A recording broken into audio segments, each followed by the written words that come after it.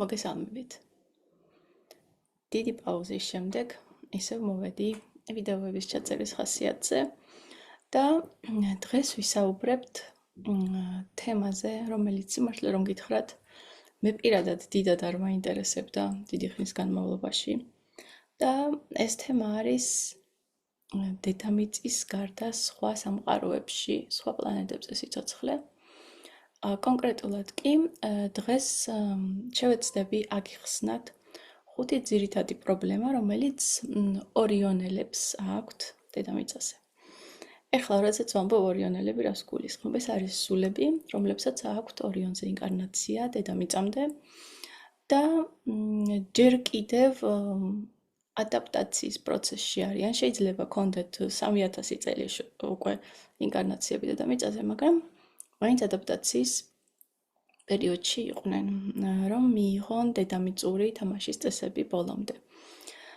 არ გაგვირდებათ თუ გეტყვით, რომ ძალიან ბევრ ადამიანს აქვს სხვადასხვა ადგილას დედამიწამდე ინკარნაცია. ეს ინფორმაცია, რომელსაც გაგიზიარებთ, არ არის ჩემს მიერ უბრალოდ ინტერნეტიდან ამოკრეფილი. სიმართლე რომ გითხრათ, ინტერნეტში არც, ვცდილობ ჩემი ცოდნა ყოველთვის გავმიჯნო იმისაგან, რაც გარეთ არის, რაც მოიპოვება, რომ უფრო აუთენტური იყოს და არავის გავლენა არ გამიცადო. ნაწილი ეს არის ჩემი დაკვირვება, რადგანაც მეც მაქვს ორიონზე ინკარნაციები, რომელიც შედარებით უფრო აქტიურად მახსოვს, ვიდრე იმის წინ, სადაც მქონდა ინკარნაციები.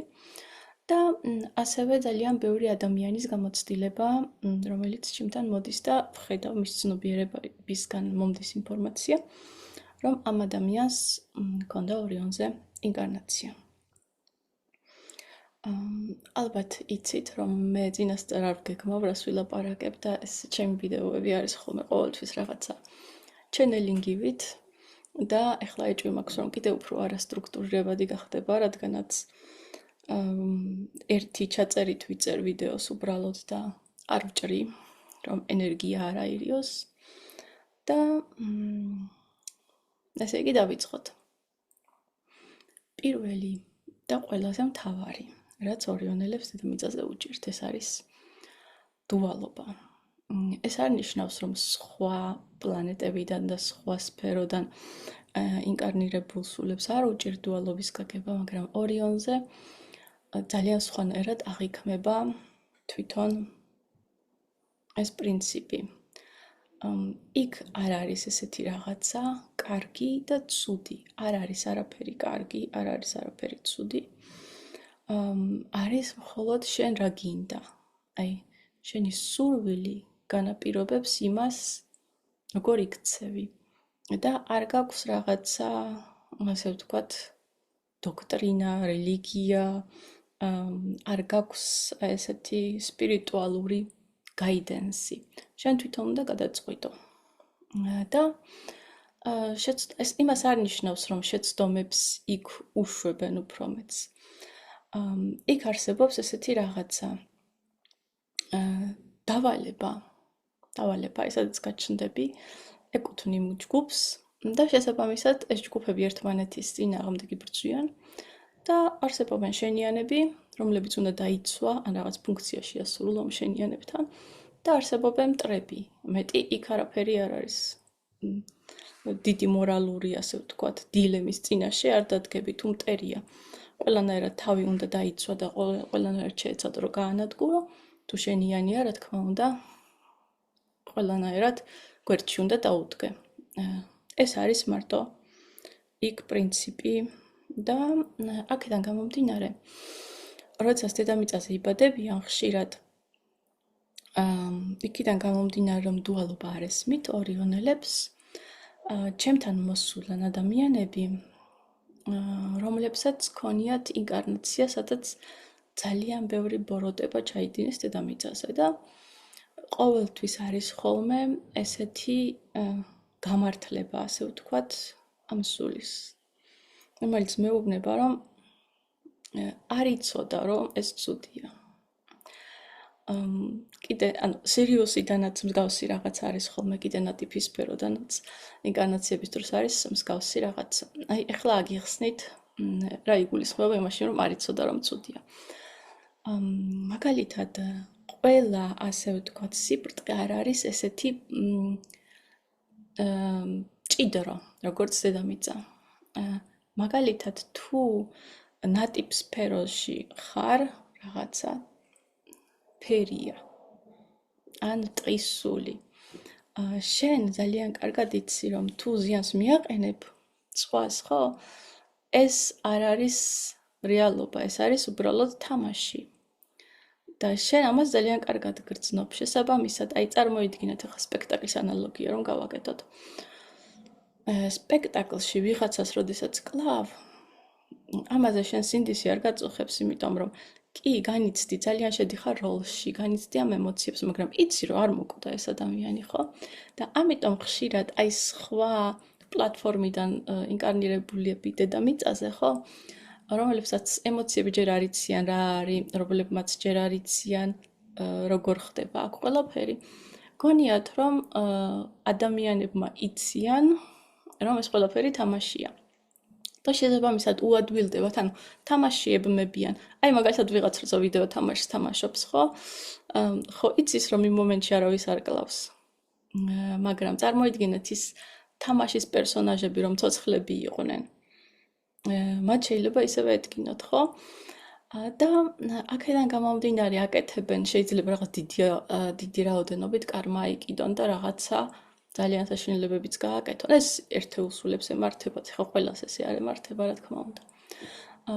და შემდეგ აღმოაჩენენ, რომ სინამდვილეში თურმე იმან არ იცოდა, რომ ვერ მოკვდება იმითი, თუ დედამიწაზე შენ ვიღაცა მოგკლავს. აი ესე არიან ხოლმე ცოტა არეული. ოღონდ იშვიათ შემთხვევებია ეს. და არა მარტო ორიონელები, სირიუსელებიც მინახია, რომ ესე აკეთებენ და უბრალოდ ნატიფ სფეროში მყოფი არსებებიც ხშირად ესე აკეთებენ. ნუ, სულს თავისი ხასიათი აქვს, ზოგს აქვს ჩართული ეს სიფრთხილე, რომ აი ეხლა ძალიან სხვა გარემოში ვარ და რაღაც არ დავაშავო, რაღაც არასწორად არ გავაკეთო, ისინი შესაბამისად ესეთ სიტუაციაში არ ხვდებიან, მაგრამ ისინი ვინც გაუფრთხილებელია, იმათ შეიძლება უცებ დედამიწაზე დიდი კარმა დააგროვონ და მერე მოუწიოთ ამის დამუშავება. მეორე, რაც არის ძალიან რთული ორიონელებისთვის და ესეც არ არის მარტო ორიონელებისთვის, ბევრი სხვა არადედამიწური სულისთვის, ეს არის ემოციები. იქ ემოციები ფაქტიურად არ შეიგრძნობა ორიონზე. ძალიან მინიმალური შეგრძნება აქვს იქ მყოფ სულს ინკარნაციის დროს. და როდესაც დედამიწაზე ჩამოდიან, აქ ემოციებთან დაკავშირებით აქვთ ორი რადიკალური რეაქცია ორიონელებს. ან საერთოდ გათიშული აქვთ ემოციები, შეიძლება 3000 წელი დედამიწაზე ინკარნირდებოდნენ და გულს ვერ გრძნობდნენ სად არის და ემოციებს ვერ გრძნობდნენ, ან პირიქით ემოციებზე ხდებიან დამოკიდებული. მიჯაჭვულობები ემართებათ სხვა ადამიანების მიმართ და ასე შემდეგ. მე ეს გავაანალიზე, რატო შეიძლება ესეთი ორი უკიდურესობა მოხდეს. და ჩემი ვარაუდი ესეთია, რომ როდესაც ჩამოდიხარ დედამიწაზე, თუ მოასწარი შენ იმავე ცხოვრებაში კარგი ემოციების მიღება, მაშინ როდესაც ჯერ არ დაგიგროვებია დედამიწური კარმა, ხო? აქ უჭერ ემოციებს მუხამს, ასე ვთქვათ, გრძნობს სიყვარულს, გრძნობ რაღაცა ბედნიერებას და ეს გაძლევს იმის საშუალებას, რომ შენ ემოციების აღარ შეგეშინდეს. იმიტომ რომ როდესაც უკვე სიყვარული იცი რა არის, ბედნიერება იცი რა არის, ნეგატიურ ემოციებსაც უშვებ შენში ბუნებრივად. მაგრამ მაშინ, როდესაც ჩამოვიდა სული დედამიწაზე, მაგალითად, ერთი ინკარნაცია და ჯერ საერთოდ არ გაუხსნა, არ მისცა შანსს საკუთარ თავს, რომ ემოცია იგრძნოს. და უკვე ამ არაემპათიურობის გამო,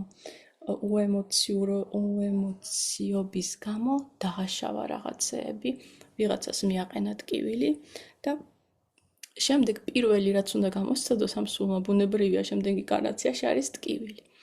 ეს ტკივილი არ უნდა რომ გამოსცადოს. ანუ არ იცის კარგი ემოციები რა არის. და შესაბამისად ურჩევნია რომ ჩაკეტოს ამ ემოციებს ეჭიდაოს, ბოლომდე ვერ ჩაკეტავს, ბოლომდე შანსი არ არის ჩაკეტო ემოციები, როდესაც ვიღაცას დაუშავებ რაღაცას, მაინც უნდა იგრძნო. მაგრამ ბედნიერება, სიყვარული არა აქვს განცდილი, ვთქვათ ზოგჯერ სულს და ცდილობს რომ მინიმალურად განიცადოს ემოციები. ეს ძალიან სამწუხაროა, რადგანაც ემოციები ძალიან სასიამოვნოა დედამიწაზე. თუმცა ცუდი ის არის, რომ ზოგს ემართება მიჯაჭვულობები ზედმეტად დრამა κουინი შეიძლება სული გახდეს ორიონის მერე. როგორც აი რაღაც გასინჯოს ძალიან მოეწონოს და მე იმ რაღაცაზე ზომა ვეღარ გაიგოს და შეჯდეს ასე ვთქვათ. ხო, ეს პრობლემა არის. მაგრამ მე მგონი უემოციურობა ჯობია. მესამე ორიონელებს რა არ ესმით? ორიონელებს არ ესმით კიდევ ადამიანური სისტემები, აი ორგანიზაციები, რელიგიები. ეს ყველაფერი ეხლა გიხსნით, რას გულისხმობ, როცა ვამბობ, რომ არ ესმით. აქაც ორი უკიდურესობაში ვარდებიან. ერთი, ან უნდა იყოს ორიონელი აბსოლუტურად აუტსაიდერი და იყოს ყველანაირი სისტემის გარეთ, ან ზედმეტად საკუთარ თავს აქრობს და ხდება რაღაცა რელიგიის, რაღაცა სექტის, რაღაცა ორგანიზებული სისტემის ნაწილი. იქ ორიონზე ეს ძალიან ბუნებრივად არის, იქ არ გაქვს არჩევანი ჩამოაყალიბო ესეთი რაღაცა, რადგანაც იქ არის ასე ვთქვათ საძმო, შენს გარშემო ყოველთვის შენები არიან და ეს შენები შენ იცი რომ ყველა ვარიანტში შენს გვერდით დგან. შენ არ შეგიძლია გამოეყო ამ შენებს და წახვიდე და ვიღაც სხვა იყოს შენები. და დედამიწაზე ამის საშუალება არის, დედამიწაზე იბადები და გაქვს 1000 სხვადასხვა გაერთიანება, 1000 სხვადასხვა საზოგადოება. და ერთი მხრივ შეიძლება დაიკარგო, იმიტომ რომ ბუნებრივად არ ეკუთვნი არავის. და მეორე მხრივ შეიძლება გაგიჩნდეს უტოპიური სურვილი, რომ შექმნა რაღაც საზოგადოება, ან იდეოლოგია, სადაც იმხელა ჰარმონია იქნება, რა ჰარმონიაც იქ არის შენიანებს შორის. და იქიდან გამომდინარე, რომ სულს ეს ახსოვს, შენ გჯერა, რომ ამის შექმნა შეიძლება დედამიწაზე, მაგრამ დედამიწაზე ამის შექმნა არ შეიძლება და შეიძლება გახდა რაღაც სპირიტუალური ლიდერი, რაღაც სექტა შექმნა, ან იდეოლოგია შექმნა. ეს ერთი უკიდურესობა, მეორე უკიდურესობა პირიქით. არ მიეკუთვნებოდა არასოდეს არც ერთ საზოგადოებას, არც ერთ, ასე ვთქვათ, სულიერ მიმართულებას, ან თუ მიეკუთვნები მარტო იმისთვის, რომ გაიგო იქ რა ხდება და ისევ გამოხვიდე. აი თავისუფლება არის მნიშვნელოვანი.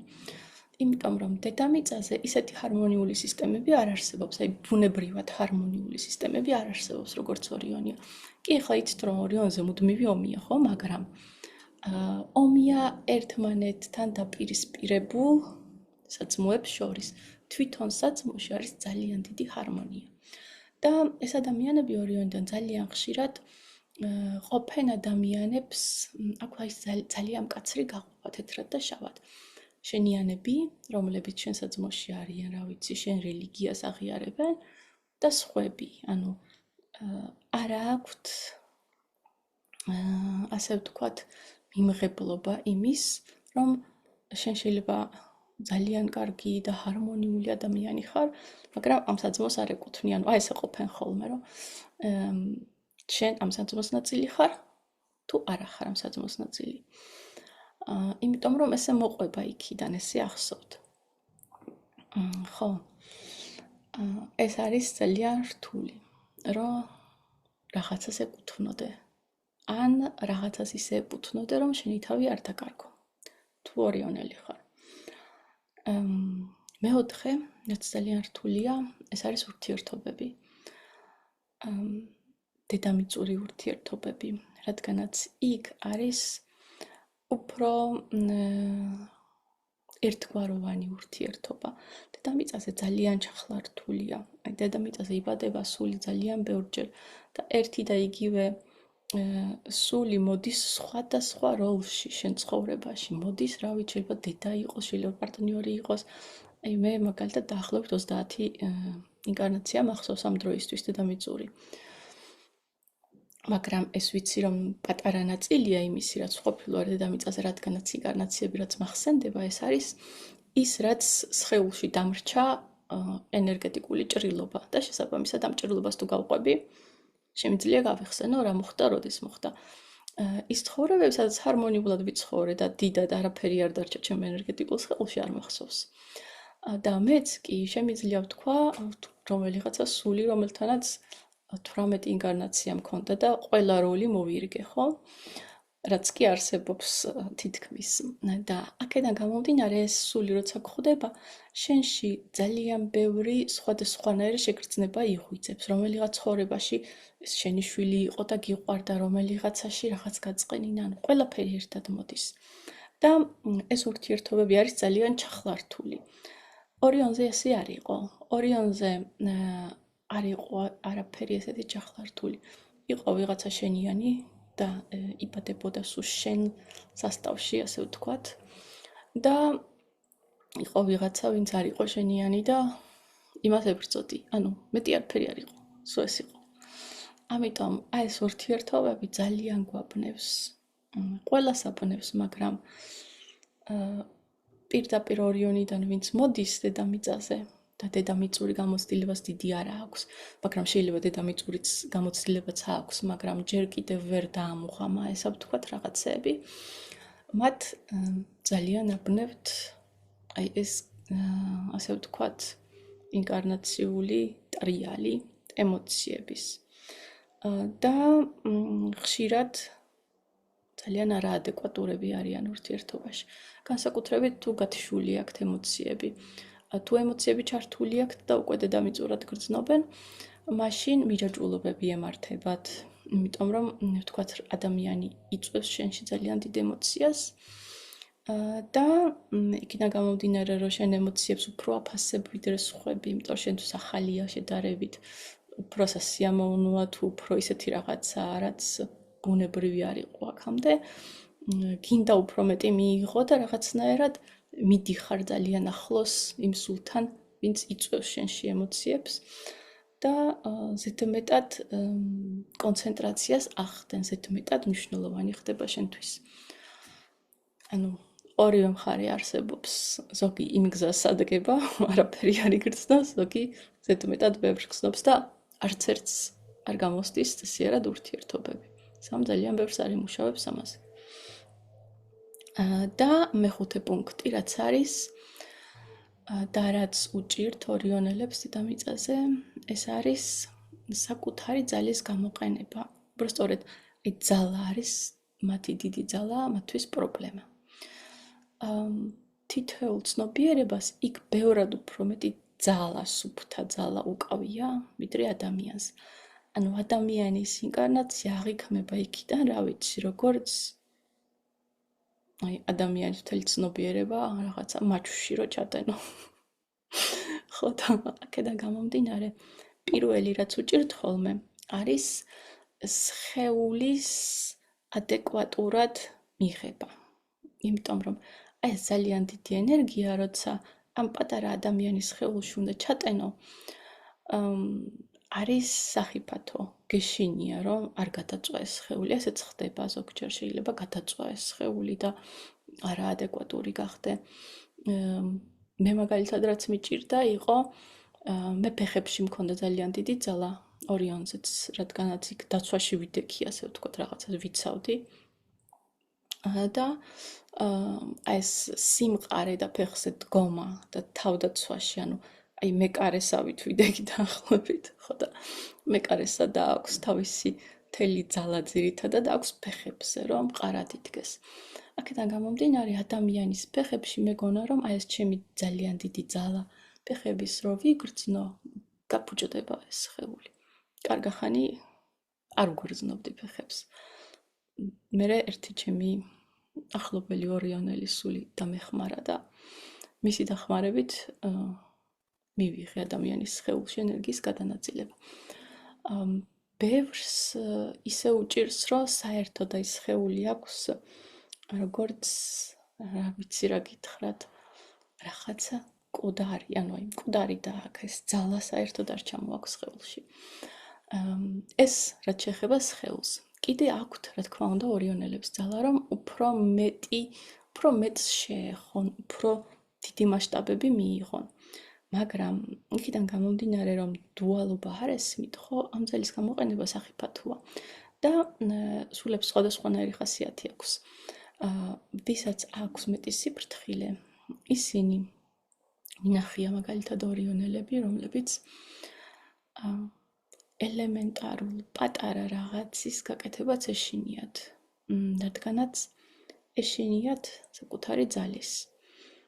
მაგრამ იქიდან გამომდინარე, რომ შენახული აქვთ ეს ძალა და არ უნდათ რომ გააკეთონ, შეიძლება ელემენტარული აი ადამიანისთვის უადვილესი რაღაცის გაკეთება ეშინოდეთ და როცა ახალი ჩამოსული არიან, დედამიწას ეს ძალიან ლოგიკურიც არის და ძალიან ჭკვიანურიც და სწორიც, რადგანაც შეიძლება ძალიან უცებ ძალიან დიდი კარმა აიკიდო, თუ შენ ამ ხელა ძალას გამოიყენებ.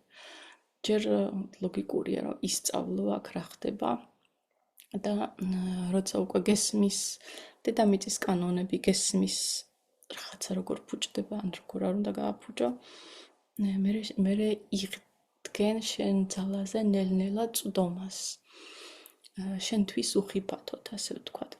ასე რომ ეს საკუთარი ძალა არის გარკვეულწილად ძალიან დიდი პრობლემა ორიონელებისთვის. ეს არის ის, რაც მოკლედ შევეცადე, რომ ჩამეტია და შემეჯამებინა ძირითადი, ასე ვთქვათ, ჩემი გამოცდილებით და სხვა ადამიანების გამოცდილებით, რაც ხდება და ის, რომ ზოგს გონია, რომ ორიონიდან ვინც არის რეპტილია და ძალიან ცუდია და ძალიან ბოროტია, ეს რა თქმა უნდა ძალიან არასწორია. არსებობენ ძლიერი სულიერი ლიდერებიც, რომლებიც ორიონიდან არიან და რა თქმა უნდა არსებობენ ისინიც, ვინც დუალობა ვერ გაიგეს და რა ვიცი, ძალიან ცუდი რაღაცები გააკეთეს.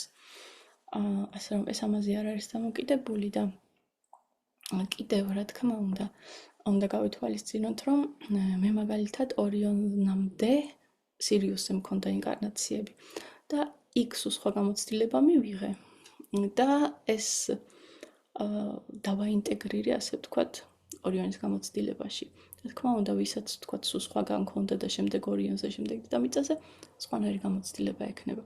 მაგრამ მე ბევრი ადამიანი მინახია, ვისაც მსგავსი გამოცდილებები ჰქონდა და ეს არის ჩემი მთავარი, ასე ვთქვათ, გამოტანილი დასკვნები ამ თემასთან დაკავშირებით.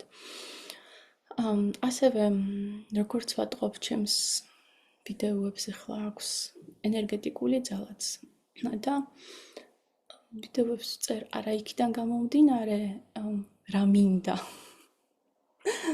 ანუ მე არ ვარჩევ.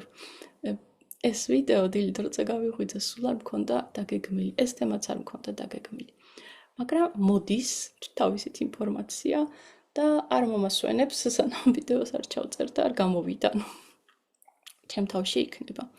აქედან გამომდინარე, მე ვარაუდობ, რომ ვინც უყურებს ამ ვიდეოს, შესაბამისად, მასში რაღაცა უნდა გაიხსნას, რაღაცა უნდა განათდეს, რაღაცას უნდა მიხვდეს ენერგეტიკულად, რაღაც პროცესი წავიდეს და ასე შემდეგ. ეს არის ჩემი მიზანი და დანიშნულება, როგორც ჩანს ამჟამად. ხო, ჩემი არხზე აქტივობა ძალიან შეწყვეტილია, რადგან ნახევარი წელი არაფერი არ დამიპოსტია, ასე რომ გამოიწერეთ ჩემი არხი და შევხვდებით უახლოეს მომავალში.